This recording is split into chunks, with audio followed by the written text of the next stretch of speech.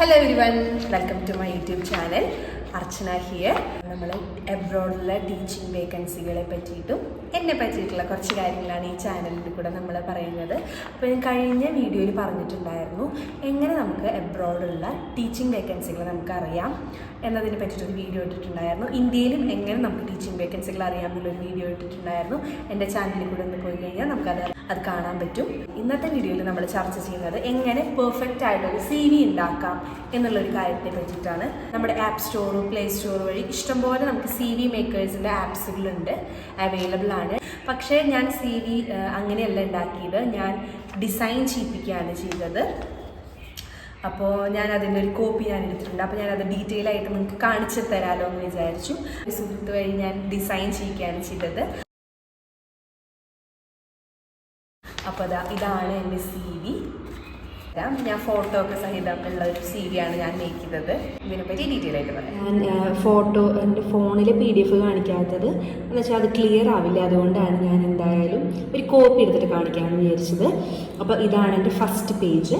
അതിലെൻ്റെ ഒരു നല്ലൊരു ഫോട്ടോ, എൻ്റെ പേര്, അതിനോടൊപ്പം തന്നെ ഞാൻ ഏത് പൊസിഷനാണ് അയക്കുന്നത് അതും ഞാൻ ഡീറ്റെയിൽ ആയിട്ട് പറഞ്ഞിട്ടുണ്ട്. പിന്നെ എൻ്റെ ഫുൾ എഡ്യൂക്കേഷൻ ക്വാളിഫിക്കേഷൻസ് ആണ് ഞാനിവിടെ മെൻഷൻ ചെയ്തിരിക്കുന്നത്. അത് കഴിഞ്ഞ് എക്സ്പീരിയൻസ് ആണുള്ളത്. അപ്പോൾ നിങ്ങൾക്കൊരു സംശയം തോന്നും, അപ്പോൾ നമ്മുടെ പേഴ്സണൽ ഡീറ്റെയിൽസ് എവിടെ വയ്ക്കും? നമ്മൾ ഫസ്റ്റ് നമ്മുടെ എഡ്യൂക്കേഷൻ ക്വാളിഫിക്കേഷൻസ്, നമ്മുടെ എക്സ്പീരിയൻസ് ആണ് നമ്മൾ ബൂസ്റ്റ് ചെയ്ത് പറയേണ്ടത്.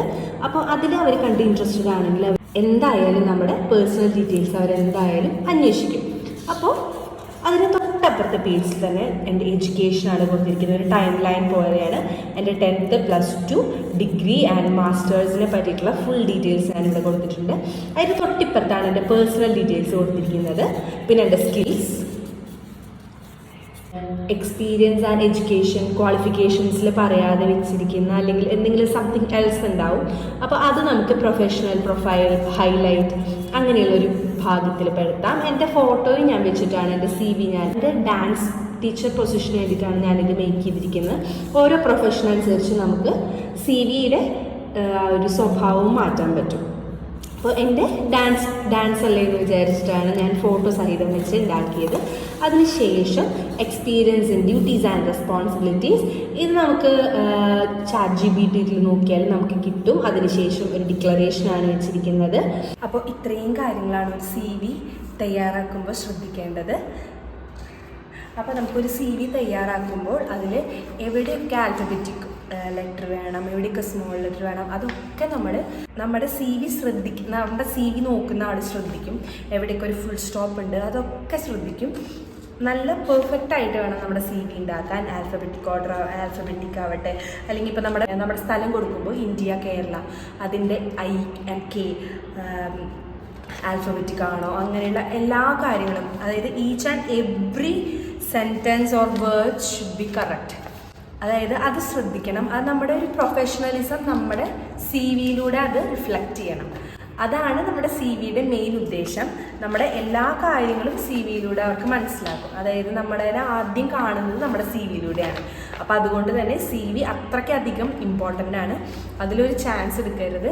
100 കണക്കിന് CVകൾ ദിവസവും വരുന്നതാണ്. അപ്പോൾ അതിൻ്റെ ഇടയിൽ നിന്ന് നമ്മുടെ CV യുണീക്ക് ആൻഡ് അട്രാക്റ്റീവ് ആയിരിക്കണം. അതിൻ്റെ ഇടയിൽ നമ്മുടെ എല്ലാ കാര്യങ്ങളും പറഞ്ഞിട്ടുള്ളതായിരിക്കണം. അതുകൊണ്ട് തന്നെ CV ഉണ്ടാക്കുന്ന കാര്യത്തിൽ ഒരിക്കലും റിസ്ക് എടുക്കരുത്. അതാണ് നമ്മുടെ ജോലി കിട്ടുന്നതിൻ്റെ ഏറ്റവും മെയിനായിട്ടുള്ളൊരു ഘടകം. നല്ലൊരു CV ആണ്. അപ്പോൾ എന്തായാലും ഞാൻ ചെയ്തിട്ടുള്ള വഴികളാണ് ഞാൻ നിങ്ങൾക്ക് പറഞ്ഞു തന്നിട്ടുള്ളത്. എന്തായാലും ഇത് ഉപകാരപ്പെടുന്നുണ്ട്. എന്തെങ്കിലും ഇതിനെപ്പറ്റി അല്ലെങ്കിൽ ജോബ്സിനെ പറ്റിയിട്ട് അറിയണമെന്നുണ്ടെങ്കിൽ കമൻറ്റ് ചെയ്യുക. എനിക്കറിയാവുന്നതാണെങ്കിൽ അല്ലെങ്കിൽ ഞാൻ ആരുടെ അടുത്തെങ്കിലും ചോദിച്ചിട്ടാണെങ്കിൽ ഞാൻ എന്തായാലും പറഞ്ഞു തന്നിരിക്കും. ഇത് നിങ്ങൾക്ക് ഉപകാരപ്പെട്ടു എന്ന് വിചാരിക്കുന്നു. നിങ്ങൾക്കിത് ഉപകാരപ്പെടും എന്ന് വിശ്വസിക്കുന്ന സുഹൃത്തുക്കൾക്ക് നിങ്ങൾക്കത് ഷെയർ ചെയ്ത് കൊടുക്കാം. ഇനി ഇങ്ങനത്തെ പറ്റിയുള്ള കാര്യങ്ങൾ നിങ്ങൾക്ക് അറിയാൻ താല്പര്യപ്പെടുന്നുണ്ടെങ്കിൽ എൻ്റെ ചാനൽ സബ്സ്ക്രൈബ് ചെയ്യാം, ഫോളോ ചെയ്യാം. Stay tuned. ഇനി അടുത്ത വീഡിയോ കാണുന്നവരെ ബൈ.